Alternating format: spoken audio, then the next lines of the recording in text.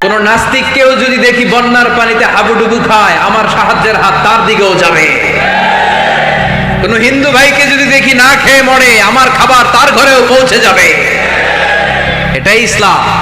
বন্যা, আহা, তো এই বন্যায় যখন মানুষগুলো কষ্ট পায়, আমরা তখন ত্রাণ নিয়ে যাই। বন্যার তো এলাকায় মুসলমান বাড়ি কোনগুলো আছে, শুধু ওগুলাতে ত্রাণ দেই নাকি? সবাইকে দেই, ঠিক কিনা? কারণ আমরা কনসিডার করি দে আর দ্য হিউম্যান বিং, তারা মানুষ, তারা মানুষ। আমরা দুই চোখে মানুষ দেখি। আমরা এখানে ভাগাভাগি করি না, মুসলমান বাড়িতে ত্রাণ দিব, হিন্দু বাড়িতে দিব না, এমন করা যাবে? ইসলাম কি ন্যারো মাইন্ডেড? ইসলাম ব্রড মাইন্ডেড। আমরা উদার মনা।